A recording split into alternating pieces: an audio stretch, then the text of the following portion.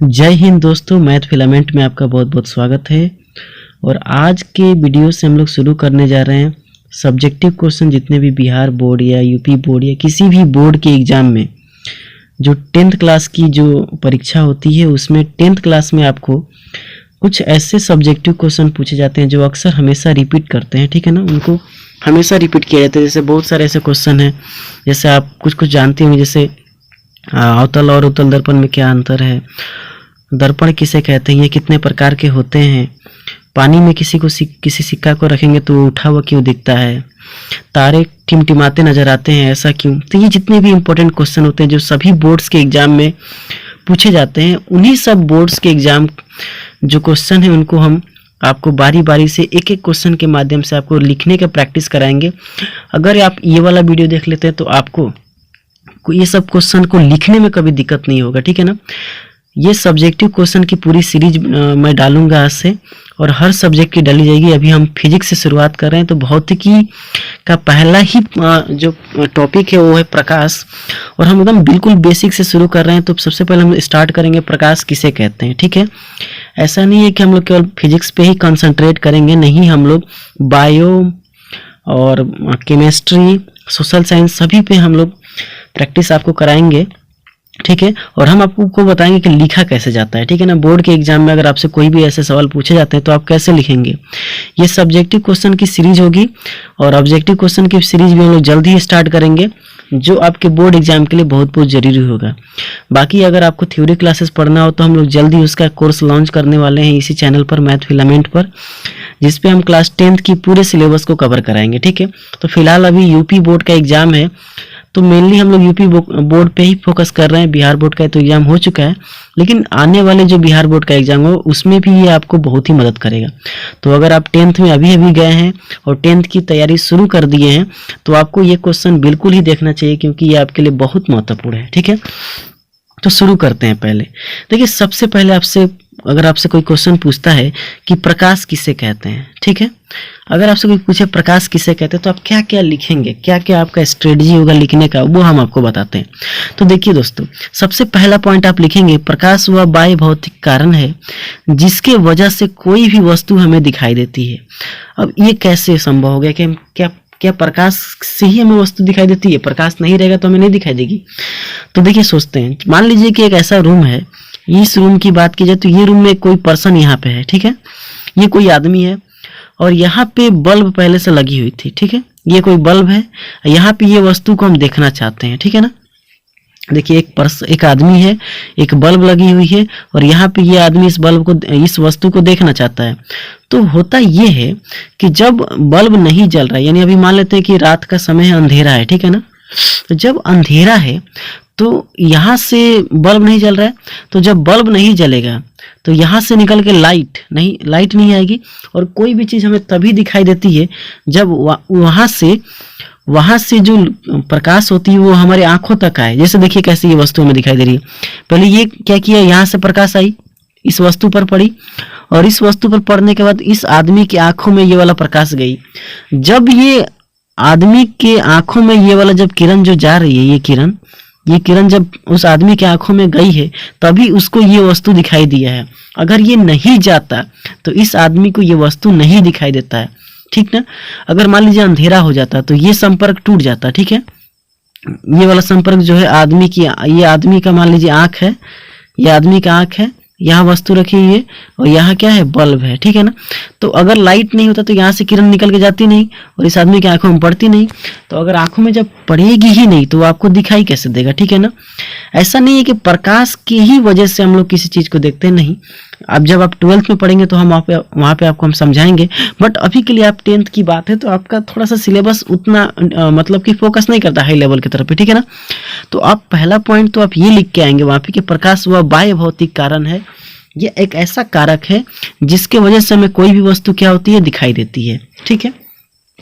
अब देखिए, थोड़ा सा आगे बढ़ते हैं। अब कोई भी वस्तु दिखाई देती है, ठीक है। दूसरा पॉइंट की तरफ चलते हैं। दूसरा पॉइंट क्या इन्होंने कहा है, तो दूसरा पॉइंट है कि किसी भी विशेष दिशा में देखने का प्रमुख कारण प्रकाश का परावर्तन और अपवर्तन होता है। तो अब यहाँ पे एक और बात मैं आपको क्लियर करते चलता हूँ। पहले प्रकाश का परावर्तन होता क्या है, देखिए मान लीजिए ये कोई सतह है, ठीक है ना, अगर इस सतह पर कोई किरण आके टकराई और टकराने के बाद ये मान लीजिए अभिलंब है, अभिलंब कोई किरण नहीं होता है, तो सबसे ये भी आप ध्यान रखिएगा कि जो आने वाली किरण होती है उसको क्या बोलते हैं, आपतित किरण। जो है ये वाला इसको बोलते हैं अभिलंब, यानी इसको अभिलंब बोलते हैं, ये कोई किरण नहीं है, ठीक है ना। और टकराने के बाद उसी माध्यम में लौट जाती है तो उसे हम क्या कहते हैं, प्रकाश का परावर्तन।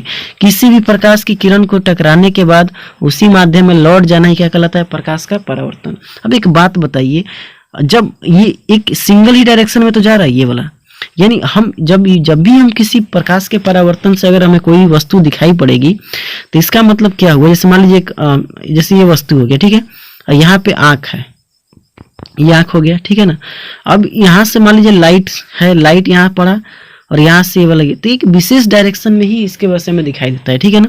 जरा अपवर्तन की बात करते हैं, तो अपवर्तन क्या होता है, तो कोई भी अगर सतह हो गया, कोई भी सतह पर अगर कोई प्रकाश की किरण गिर रही है तो गिरने के बाद देखिए दिशा बदल गया है ना, क्योंकि ये माध्यम अलग है और ये माध्यम क्या है, अलग है, दोनों अलग अलग माध्यम है। इसको मान लीजिए अब हवा है और इसको पानी मान लीजिए, ठीक है ना। तो होता क्या है, प्रकाश अपने जैसे जाना तो ऐसे चाह रही थी, है ना। अगर ये माध्यम नहीं बदला होता तो प्रकाश की किरण एकदम ऐसे निकल जाती, ठीक है ना, एकदम सीधे निकल जाती। लेकिन माध्यम बदल जाने के कारण ये प्रकाश की किरणें अपनी दिशा से मुड़ जाती है, या तो इधर मुड़ेगी या तो इधर मुड़ेगी, है ना। जब वो अपनी दिशा से मुड़ जाती है, अब ये जो है इसको अभिलंब कहते हैं, ठीक है ना। तो देखिए, तो अभिलंब की ये जो किरण है पहले से जाना चाह रही थी लेकिन ऐसे चली गई, तो ये अभिलंब की नजदीक मुड़ी है, तो या तो अभिलंब के नजदीक मुड़ेगी और ये अभिलंब से क्या हुई है, दूर भागेगी, दोनों कैसे हो सकती है। तो जब प्रकाश की किरणें की सतह पर गिरती है और गिरने के बाद अभिलंब से दूर भागती है या पास भागती है, उसी को प्रकाश का अपवर्तन कहते हैं, ठीक है। तो ये भी एक सिंगल डायरेक्शन, मतलब एक स्पेशल डायरेक्शन में हमें किसी वस्तु को क्या करेगा, दिखाई देगा। बात समझे कि नहीं। तो आप यहाँ से प्रकाश का परावर्तन भी समझ गए और अपवर्तन भी समझ गए, ठीक है। अब अगला पॉइंट आप ध्यान रखिएगा, अब लिखना है आपको, हमारे चारों ओर जितनी भी वस्तुएं दिखाई पड़ती हैं, जितनी भी वस्तुएं हमारे चारों ओर दिखाई पड़ती हैं, उनका मेन कॉज होता है प्रकाश का प्रकीर्णन। देखिए, एक अगर विशेष दिशा में अगर हमको किसी चीज को देखना है तो हमारे लिए जरूरत होगा परावर्तन और क्या जरूरत होगा, अपवर्तन, ठीक है ना, अपवर्तन। लेकिन अगर चारों तरफ की वस्तुओं को देखने में सबसे मदद कौन करता है, प्रकाश का प्रकीर्णन। अब ये प्रकाश का प्रकीर्णन क्या होता है, ऐसा नहीं है, अलग अलग वीडियो में हम लोग इसके बारे में बहुत अच्छे तरीके से चर्चा करेंगे, लेकिन अभी थोड़ा सा आपको बताना पड़ेगा, है ना। देखिए, प्रकाश का प्रकीर्णन क्या होता है, जब प्रकाश की किरणें धूल कणों से, जैसे वायुमंडल में क्या होती है, बहुत सारे धूल कण ऐसे मौजूद है कि नहीं, ये सभी धूल है, ठीक है ना। तो जब प्रकाश की किरणें इस पर गिरती है तो ये जो धूल है इसने क्या किया कि प्रकाश की किरण को सोख लेती है, और सोखने के बाद चारों दिशा में प्रकाश को क्या कर देती है, फैला देती है। अगर ये चारों दिशा में फैला देगी तो प्रकाश, आंख जो है, इस आंख में सभी किरणें जाके इसमें जाएगी, और जब सभी किरणें जाएगी तो क्या होगा, ये वस्तु हमें दिखाई देने लगेगा, ठीक है ना। तो हमारे चारों ओर किसी वस्तु को दिखाई देने का प्रमुख कारण क्या होता है, प्रकाश का प्रकीर्णन, ठीक है। चलिए आगे बढ़ते हैं। क्वेश्चन नंबर 4 में आप क्या पॉइंट नंबर 4 में आप क्या लिखेंगे, ठीक है ना। देखिए, प्रकाश हमेशा सीधी रेखा में गमन करता है, ठीक है ना। अब ये अभी आप 10th में है, इसलिए आप इतना ही याद रखेंगे, ठीक है ना। अब देखिए, होता है एक्चुअली क्या है, प्रकाश की जो किरणें होती है वो हमेशा सीधी रेखा में चलती है, ठीक है ना, ऐसे प्रकाश नहीं चलेगा, मतलब अभी 10th क्लास के लिए, ठीक है ना। 10th क्लास में आपको इतना याद रखना, प्रकाश क्या होती है, सीधी रेखा में चलती है, सीधी रेखा में, ठीक है। और जो प्रकाश की सीधी रेखा में चलने की जो दिशा होती है उसी को हम किरण कहते हैं। क्या कहते हैं बताइए, किरण। तो प्रकाश की सीधी रेखा में चलने, गमन करने की जो दिशा होती है उसे हम क्या कहते हैं, किरण। तो 5 नंबर पॉइंट में आपको क्या लिखना है, ध्यान से देखिएगा। 5 नंबर पॉइंट आपको दिया है, प्रकाश एक अनुप्रस्थ तरंग है। किस टाइप का तरंग है, प्रकाश एक अनुप्रस्थ तरंग है, ठीक है। देखिए, जब आगे वीडियो आएगा तो वहां पे हम आपको समझाएंगे कि अनुप्रस्थ और अनुदैर्ध्य तरंग क्या होते हैं, ठीक है ना। लेकिन अभी के लिए आप बस इसको याद रख लीजिए कि प्रकाश कैसा तरंग होता है, तो एक अनुप्रस्थ तरंग होता है, ठीक है। एक और पॉइंट आप नोट कीजिएगा 6 नंबर में कि प्रकाश एक विद्युत चुंबकीय तरंग है, ठीक है ना। प्रकाश किस तरह का तरंग है, विद्युत चुंबकीय तरंग। देखिए, विद्युत चुंबकीय तरंग वैसे तरंग होते हैं जिनको चलने के लिए माध्यम की आवश्यकता नहीं होता है। इसका मतलब ये हुआ कि जो प्रकाश है, प्रकाश को भी चलने के लिए माध्यम की आवश्यकता नहीं होता है, ठीक है। लेकिन ध्वनि की बात किया जाए, ध्वनि, तो ध्वनि को चलने के लिए माध्यम की आवश्यकता है, क्योंकि बिना माध्यम के ध्वनि चल ही नहीं सकती। अगर हम और आपके बीच हवा निकाल दें, हमारे और आपके बीच अगर हवा को निकाल दिया जाए तो मेरी आवाज आपको सुनाई नहीं देगी, लेकिन मैं आपको दिखूंगा जरूर, ठीक है ना। इसका मतलब प्रकाश को चलने के लिए किसी भी माध्यम की जरूरत नहीं है, लेकिन हवा को चलने के लिए माध्यम की जरूरत है, ठीक है। इसीलिए प्रकाश कैसा तरंग है, एक विद्युत चुंबकीय तरंग है, ठीक है ना। चलिए अगला पॉइंट देखिए, ध्यान सुनिएगा। देखिए यहाँ पे थोड़ा मिस्टेक हो गया, यहाँ प्रकाश कर दीजिएगा, क्या कर दीजिएगा, प्रकाश एक विद्युत चुंबकीय तरंग है, ठीक है ना, ऐसे लिख लीजिएगा। चलिए अगला पॉइंट ध्यान सुनिएगा। प्रकाश की जो चाल होती है 3 × 10⁸ मीटर पर सेकेंड होता है। 3 × 10⁸ मीटर प्रति सेकेंड। अब देखिए इसका क्या मतलब हुआ, इसका मतलब 3 पर 8 को 0, तो 3 1 2 3 4 5 6 7 8 8 0। अब आपको जानते हैं कि 1 किलोमीटर में कितने मीटर होते हैं, बताइए तो, 1000 मीटर। यानी अगर हम इसको किलोमीटर में बदलेंगे तो हमको 3 0 काटना पड़ेगा, 3 0 काट देंगे तब ये 3 किलो मतलब किलोमीटर बदल गया, ठीक है। इकाई, दहाई, सैकड़ा, हजार, 10,000, लाख। यानी इसका क्या मतलब हुआ कि जो प्रकाश होता है 1 सेकेंड में 3 लाख किलोमीटर की दूरी तय करता है। सोचिए कितना स्पीड है, 1 सेकेंड में कितना दूरी तय कर रहा है, 3 लाख किलोमीटर, 3 लाख किलोमीटर की दूरी तय कर रहा है, ठीक है ना। तो प्रकाश की चाल होती है 3 लाख किलोमीटर 1 सेकेंड में। इसीलिए आप ध्यान दिए होंगे, कभी जब भी बिजली गरजता है तो पहले आपको वहां का जो लाइट है वो दिखाई देता है, उसके बाद से सुनाई देता है, बाद में सुनाई देता है। क्यों, ऐसा क्यों होता है, ये भी क्वेश्चन आपसे पूछा जा सकता है, ठीक है ना। तो ऐसा इसीलिए होता है क्योंकि प्रकाश की चाल 1 सेकेंड में 3 लाख किलोमीटर की दूरी तय करता है। यानी प्रकाश जो होता है 1 सेकेंड में 3 लाख किलोमीटर की दूरी तय कर लेता है। लेकिन जो ध्वनि होती है, ध्वनि 332 मीटर प्रति सेकंड उसकी चाल होती है। यानी 1 सेकंड में 332 मीटर की ही दूरी तय करता है। इसीलिए पहले आपको बिजली का गर्जना दिखाई देता है, उसका जो लाइट है वो दिखाई देता है, उसके बाद से ही आपको सुनाई देता है कि बिजली गरज रही है, ठीक है ना। बात समझ में आई कि नहीं। देखिए अब प्रकाश एक विद्युत चुंबकीय तरंग है, क्यों, क्योंकि इसको चलने के लिए माध्यम की आवश्यकता नहीं होती है। अगला पॉइंट देखिए, अगला पॉइंट ध्यान से देखिएगा। अगला पॉइंट हमने आपको लिखा है कि प्रकाश का जो तरंगदैर्घ्य होता है 3900 एंगस्ट्रॉम से लेके 7800 एंगस्ट्रॉम के बीच होता है। देखिए ऐसा नहीं है कि मतलब इतना ही होता है। देखिए ये मतलब बहुत किताबों में ऐसे भी लिखा है 4000 एंगस्ट्रॉम से लेके 8000 एंगस्ट्रॉम तक। तो बहुत सारी किताबों में ऐसे भी लिखा रहता है, तो आप घबराएंगे नहीं। आपको देखिए आपका जो भी मतलब कहने का मतलब ये हुआ कि अगर आपको ऑब्जेक्टिव में ये क्वेश्चन देगा तो आपको इसी के आसपास देगा, या तो 35 से 400 के बीच रहेगा ये वाला, और ये वाला लगभग 7500 से 8000 के बीच ही रहेगा, ठीक है। तो मतलब यही लगभग इसी के आसपास मान रहेगा, तो आप इजीली पहचान लेंगे। और बाकी जो ऑप्शन होंगे वो काफी दूर दूर होंगे।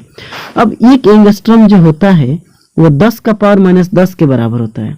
कितना के बराबर होता है, 10⁻−10 मीटर के बराबर होता है। तो ये भी याद रखिएगा कि जो एक एंगस्ट्रॉम, इसको क्या पढ़ते हैं, एंगस्ट्रॉम। क्या पढ़ते हैं, एंगस्ट्रॉम।